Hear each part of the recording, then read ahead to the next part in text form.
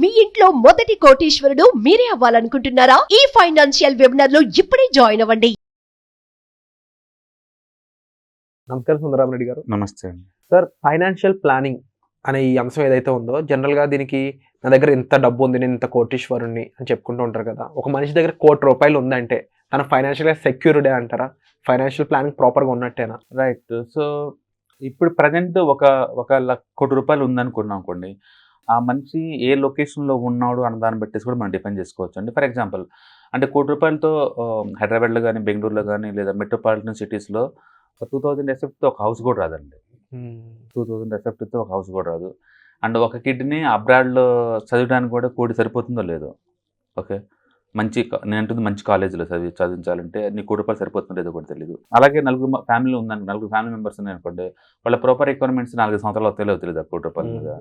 అందుకని 1 కోటి ఈ రోజుల్లో ఉంది అంటే అది పెద్ద డీలింగ్ కాదండి, అది పెద్ద డీలింగ్ కాదు. ఓకే, అందుకని ఇప్పుడు ఇదే కోటి రూరల్ ఇండియాలో ఉందనుకుందాం, డెఫినెట్గా ఫైనాన్షియల్ ఫ్రీడమ్ వచ్చినట్టే. ఎందుకంటే రూరల్ ఇండియాలో లైఫ్ స్టైల్ చాలా తక్కువ ఉంటాయి, ఈ హౌసెస్ లైఫ్ స్టైల్ అన్నీ తక్కువ ఉంటాయి. కాబట్టి అంటే 1 కోటితోటి ఫైనాన్షియల్ ఫ్రీడమ్ అనేది ఆ వ్యక్తి ఎక్కడ లొకేషన్లో ఉన్నాడు అండ్ మనీతో ఏం చేయబోతున్నాడు అని దాన్ని బట్టి ఉంటుంది అనమాట. అండ్ మీకు తెలుసు ఇన్ఫ్లేషన్ ఇయర్లీ 6% పెరుగుతూ ఉంటుంది. ఓకే, సపోజ్ నా దగ్గర 1 crore ఉందనుకోండి, నాకు ఇయర్లీ ఒక 12% మనీని కాంపౌండ్ చేసే కెపాసిటీ ఉందనుకోండి. అంటే ఎట్ ద ఏజ్ ఆఫ్ 30 అనుకున్నాం అనుకోండి, 30 ఉంటే అతను కనుక ఎవ్రీ 5 yearsకి డబల్ కనుక చేయగలిగితే, ఈ అమౌంట్ని డబల్ కనుక చేయగలిగితే డెఫినెట్గా అతను 60 ఏజ్ వచ్చేలోపలనే అతని దగ్గర ఒక 15 crores దాకా ఉంటాయి. 15 crores మనీ. ఎస్, ఇప్పుడు కోటి ఉంటే రిటైర్మెంట్ అప్పటికల్లా 15 crores ఉన్నాయి కాబట్టి ఈ can get the financial freedom. కానీ అది ఇన్వెస్ట్ చేయడాన్ని బట్టే ఉంటుంది. అతనికి ఆ మనీని ఎవ్రీ 5 yearsకి డబుల్ చేసే కెపాసిటీ ఉంటే అప్పుడు ఫైనాన్షియల్ ఫ్రీడమ్ అనుకోవచ్చు. ఒకవేళ అలా లేదనుకుందాం, జాబ్లో ఉండి ఒక జాబ్ ఇన్సెక్యూర్ జాబ్ ఊడింది అనుకుందాం, లేదా హెల్త్ ఏదైనా ఖరాబ్ అయ్యి ఒక హెల్త్ ఏదైనా ట్రబుల్ అయింది అనుకుందాం, లేదా ఏదైనా ఫ్యామిలీ ఏదైనా బ్రేక్ డౌన్ అయింది అనుకుందాం, ఇప్పుడున్న కోటి ఈజ్ నథింగ్ అప్పుడు ఆ టైంలో. అందుకని 1 crore తోటి నిజంగా ఫైనాన్షియల్ ఫ్రీడమ్ ఉందంటే స్ట్రైట్గా మనం చెప్పలేము అనమాట. ఇట్స్ డిపెండింగ్ అప్ నేను లిక్విడిటీ, నీకున్న ₹1,00,00,000 అది స్థిరాస్తి రూపంలో ఉందా, లిక్విడ్ బేస్లో ఉందా.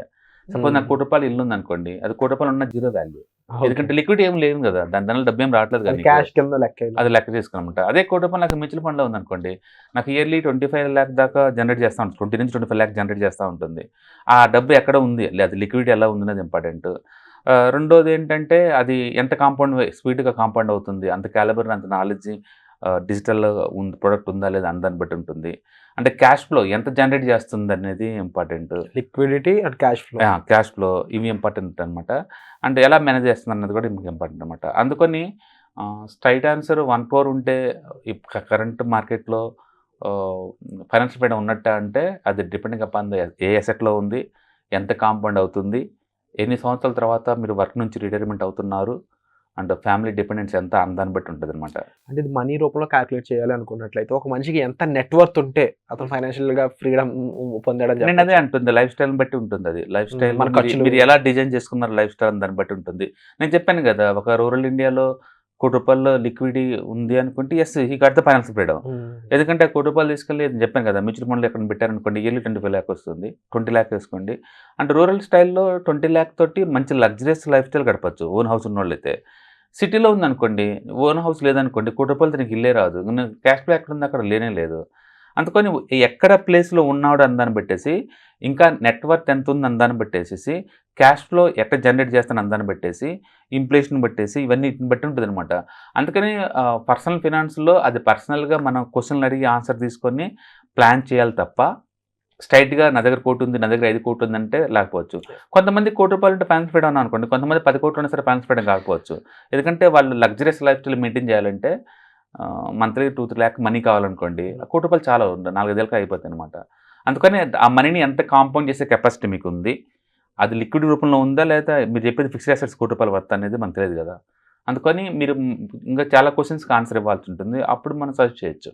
అంటే జనరలైజ్డ్ ఆన్సర్ కంటే కూడా ఇండివిజువల్ ప్రాబ్లం లాగా ఫినాన్స్ ఎప్పుడు పర్సనల్ అండి, అది మనం జనరల్గా చెప్పం. మీరు గోల్డ్లో పెట్టద్దు, స్మాల్ క్యాప్ మ్యూచువల్ ఫండ్లో పెట్టండి, లేకపోతే డెట్లో పెట్టద్దు, ఇలా మనం చెప్పలేము. అవతల రిక్వైర్మెంట్ చెప్పండి. సపోజ్ రిటైర్ అయిన క్యాండిడేట్స్ని did you allow to go for equity market? Strictly no. ఎందుకంటే అతను ఆల్రెడీ రిటైర్మెంట్లో ఉన్నాడు, వేరే ఇన్కమ్ ఏం లేదు, ఖచ్చితంగా ఇన్కమ్ కావాలి అంతే. ఈ మార్కెట్ అప్ అండ్ డౌన్ సంబంధం లేదు. అలాంటప్పుడు then go for debt funds or hybrid funds. Equity మనం రికమెండ్ చేయకూడదు ఆ ఏజ్కి. ఎందుకంటే ఆ మార్కెట్లో ఆ టైంలో రిసెషన్ వస్తే మార్కెట్ 10-15% పడితే టాలరేట్ చేసే కెపాసిటీ ఆయన దగ్గర ఉందా? లేదు. అదే నాకు ఓల్డ్ ఏజ్ వచ్చింది అనుకోండి, నాకు ఆల్రెడీ కిడ్స్ సంపాదించే ఉన్నాను, నాకు వేరే అసెట్స్ ఉన్నాయి అనుకోండి, నేను ఎమ్మెల్యే అగ్రెసివ్గా మేము తీసుకోవచ్చు. అందుకని డిపెండ్ అపాన్ ఏ సర్కమ్స్టాన్సెస్లో మీరు ఉన్నారు, మీకు వేరే అసెట్స్ ఏమైనా ఉన్నాయి ఆ టైంలో అన్న దాన్ని బట్టేసి మనం రికమెండ్ చేయాలి తప్ప అందరికీ ఇక్కడికి వెళ్ళు అక్కడికి వెళ్ళు అనకూడదు. అన్ని డిసీజ్కి ఫీవర్ వచ్చింది కదని చెప్పేసి ఒక పారాసిటమాల్ టాబ్లెటే ఉండదు. ఆ డిసీజ్ టెంపరేచర్ ఎందుకు పెరిగిందన్న రీజన్ చూసి ట్రీట్మెంట్ చేయాల్సి ఉంటుంది. సో ఇది కూడా అంతే.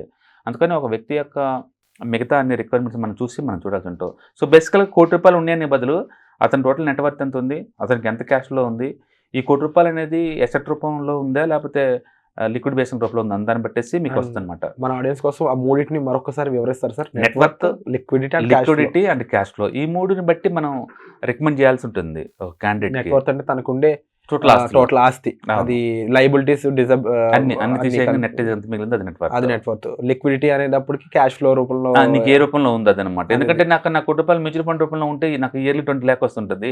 హౌస్ రూపంలో ఉందనుకో నాకేం రాదు కదా, నేను ఉంటుంది తప్ప. రైట్. అలా క్యాష్ ఫ్లో అనేది మనకు అదే ఎంత జనరేట్ చేస్తుంది. వీటి మూడు పెట్టేసి నువ్వు సజెస్ట్ చేయాల్సి ఉంటుంది. స్ట్రైట్ గా మనం అవి తెలియకుండా మనం చెప్పలేము. ఈ మూడు కూడా డిఫరెంట్ పర్సన్స్ కి డిఫరెంట్ గా ఉంటూ ఉంటాయి. డెఫినెట్ గా ఉంటాయి. నేను అదే అంటుంది, ఇప్పుడు చెప్పాను కదా, ఇప్పుడు రోడ్డు పక్కన ఎకరం పొలం ఉందంటే ₹1,00,00,000 అని చెప్తావు. ఇలాంటి 10 ఎకరాలు ఉంది అనుకోండి, నా దగ్గర 10 కోట్లు వస్తుందని చెప్తావు. Where is the liquidity, where is the cash flow? Cash flow literally zero ఉంటుంది. అది కౌలుకి ఇచ్చిన సరే ఎకరం 20,000 కన్నా ఎవరు ఎక్కువ తీసుకోరు. ఊళ్ళో పొలాలు ఉన్నాయి కదా నేను ఆస్తిపడి చెప్పుకోవడం అనేది రాంగ్ అండి. అంటే వాళ్ళు ఏదో ఆత్మతృప్తి కోసం చెప్పుకుంటారు. క్యాష్ ఫ్లో పరంగా చూస్తే ఏముండదు కదండి.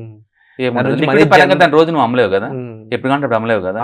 మరొక విషయం, దాని నుంచి మనీ జనరేషన్ లేదు అంటే ఇంకా ఆస్తికి అంత గొప్ప అంత ట్రీట్ చేయకూడదు నువ్వు. అందుకని సాధ్యం వరకు లిక్విడ్ ఫార్మేట్ లో ఉండాలి. ఆస్తులు మొత్తం యావరేజ్ మీద ఏంటంటే ఎవ్రీ 5 years కల్లా నువ్వు డబుల్ చేసే కెపాసిటీ ఉండాలి నీకు. ఉంటే ఎస్ ఫైనాన్స్ ఫ్రీడమ్ చాలా త్వరగా వస్తుంది. అండ్ అలాగే వీటిని బట్టి మన బడ్జెటింగ్, ఇన్వెస్ట్మెంట్లు ఇవన్నీ కూడా ప్లాన్ రైట్, అన్నింటి ప్లానింగ్ ఉంటుంది. ప్రతి వ్యక్తికి ఫైనాన్షియల్ కాన్షియస్ ఉండాలండి. ఎందుకంటే ఎండ్ ఆఫ్ ది డే మనం వర్క్ చేస్తున్నామంటే డబ్బు కోసం వర్క్ చేస్తుంటాం. ఆ డబ్బు స్మూత్గా హ్యాండిల్ చేయడం, మేనేజ్ చేయడం వచ్చింది అనుకోండి, ఉన్న ఆస్తితో వర్క్ చేసుకోవడం బెటర్. మనం వర్క్ చేసే బదులు మనం గొడ్డులాగా ఎంతకాలం సేకరి చేసిన డబ్బేం రాదండి ఎక్స్ట్రా. అందుకని మన ఆస్తుల చేత వర్క్ చేయించుకోవడం అనేది ప్యాషన్ ఇన్కమ్ జనరేట్ అవుద్ది. మనం నిద్రపోతున్నా సండే అయినా సరే మనీ మన కోసం వర్క్ చేస్తూ ఉండాలన్నమాట. అప్పుడు యూ గాట్ ద ఫ్రీడమ్. అప్పుడు నీకు లొకేషన్ ఫ్రీడమ్ వస్తుంది, ఎక్కడి నుంచైనా వర్క్ చేసుకోవచ్చు. టైం ఫ్రీడమ్ వస్తుంది, ఎంత టైం నీ కోసం నువ్వు స్పెండ్ చేసుకోవచ్చు. అండ్ అల్టిమేట్గా ఫైనాన్స్ ఫ్రీడమ్ వస్తుంది, మనీ అన్లిమిటెడ్ జనరేట్ అవుతున్నాయి కాబట్టి. Thank you so much sir. And ఇప్పుడు వరకు ఎవరో డిస్కస్ చేయలేదు ఈ పాయింట్స్ ముఖ్యంగా, అండ్ అడగగానే అర్థమయ్యేటట్టు వాటిని వివరించినందుకు కూడా thank you so much. Suman టీవీలో మీ పర్సనల్ అండ్ బిజినెస్ ప్రమోషన్స్ కోసం కింది నెంబర్కి కాంటాక్ట్ చేయండి.